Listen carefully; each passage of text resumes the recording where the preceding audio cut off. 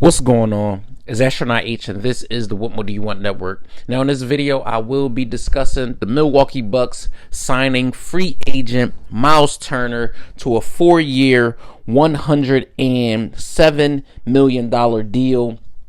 A contract that, some people are saying, well, why? And on the other sense is what made the Milwaukee Bucks a viable option for Turner. Now, it is being said that Turner was offered a deal by the Indiana Pacers in which he turned down because they weren't on the same page or whatever, whether it was the amount of money or the amount of years. Now, you look at Myles Turner coming off a run with the Indiana Pacers and going to the NBA Finals, a pivotal piece of what the Pacers were doing, in their run, and you look at the entirety of Myles Turner's tenure with the Indiana Pacers. He's forever been, rumored in trades and things like that, or whatever the case may be. And then finally, when it was time for him to reach free agency, and something that I thought would be easy thing, right? Where Turner goes back to the Pacers and he's a long time tenured Indiana Pacer.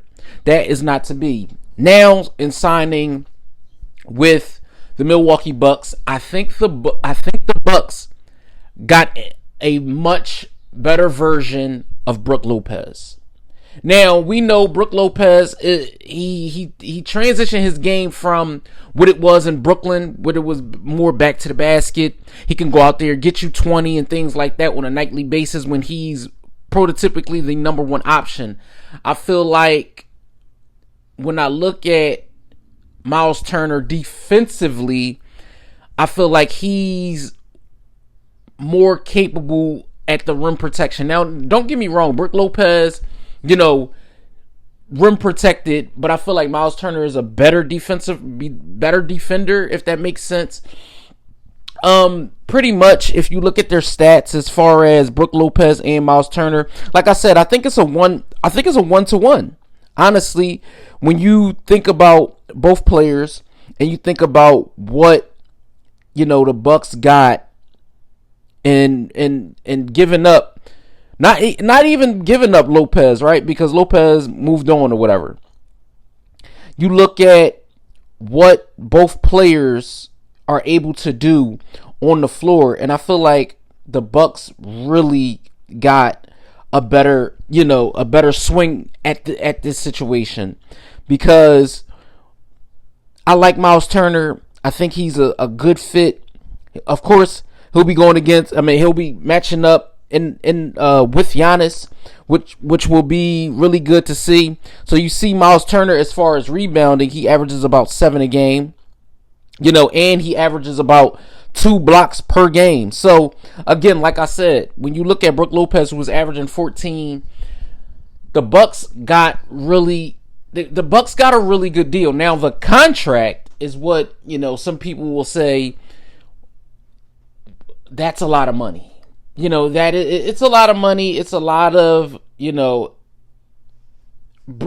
a lot of promise behind something like that. And I feel like if Giannis ultimately asks for a trade and things like that, then what? But if the Bucks are saying, maybe this is a great piece to have to team up with Giannis, that's a nice front court, honestly. It's a nice front court, having Giannis, having Myles Turner. Now, it's the other pieces that you surround around those two pieces, whether it is Kevin Porter Jr., whether it is Kyle Kuzma, whether it is, you look at Gary Trent Jr. This Bucks team, in my opinion, is still one that I feel like needs to do more. But this is a start. This is something that, we're going to have to see come into fruition. We're going to have to see what it looks like once it's put together completely, when we see what Doc Rivers does with this particular basketball team. But again, like I said, Myles Turner, now a member of the Milwaukee Bucks. Let me know what you guys think in the comments down below. Do you guys think this is a good move or a bad move and part of the Milwaukee Bucks? Or do you guys think, this is going to be one that that helps them in the Eastern Conference that's, you know, going to be pretty much open next season. Let me know what you think in the comments down below. Don't forget to like, comment, subscribe. Hit that notification bell to know anytime a video is being uploaded to this channel. It's Astronaut H. This is the What More Do You Want Network, and I'll catch you guys on the next video.